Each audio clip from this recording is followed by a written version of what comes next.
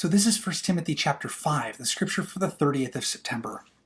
Paul's vision of the holy community, that is the church, is unique, I think, in this chapter from most other conceptions of what congregations look like in Scripture.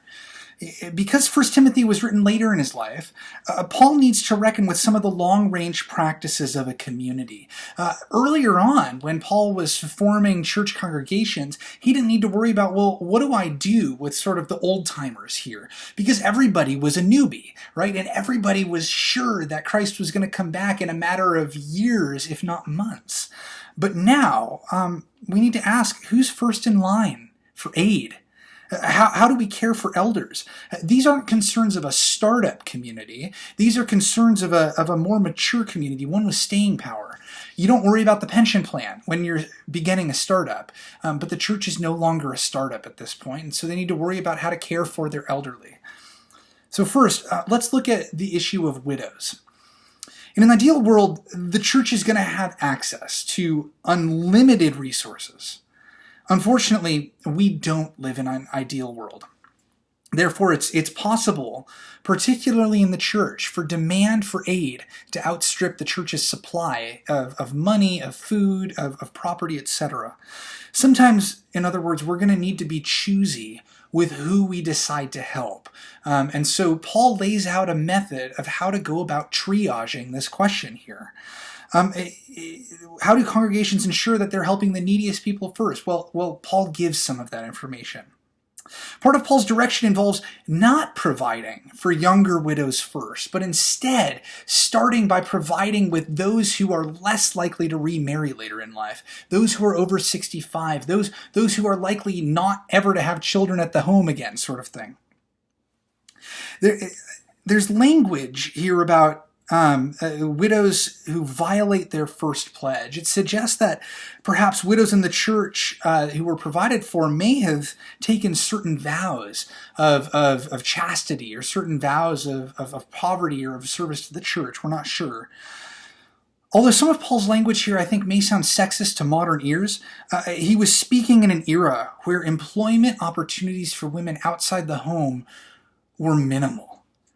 They were super limited. And without gainful employment, Paul may believe, these younger widows will become dependent upon the church and won't look for ways to support families and won't even look for possibly building a potential family. And again, there's some sexist overtones here that I think we would do right to be concerned with. And we also have to read this contextually, I think. Now, elders of the church are not to be spoken to harshly. This is the other set of instructions Paul gives for widows and then also for elders.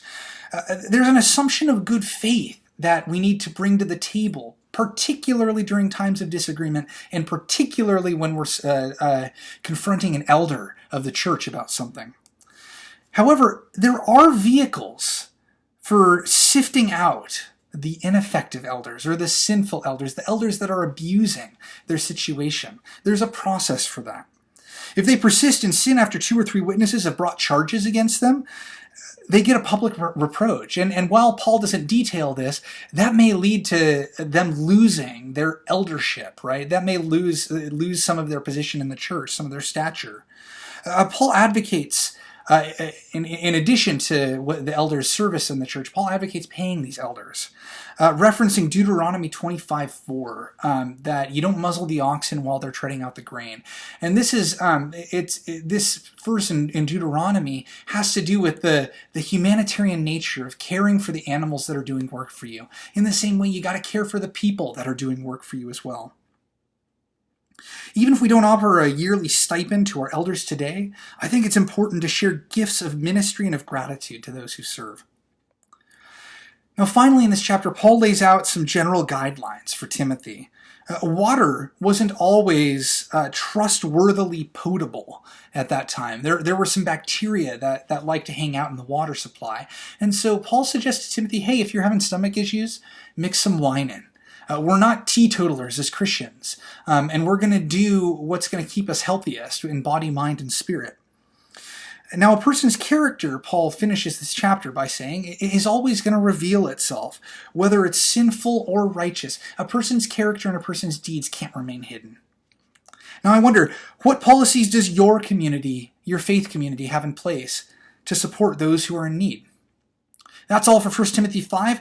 Tomorrow, the 1st of October, we'll be looking at 1 Timothy chapter 6 and concluding Paul's first letter to Timothy. May God bless you in your reading of Scripture.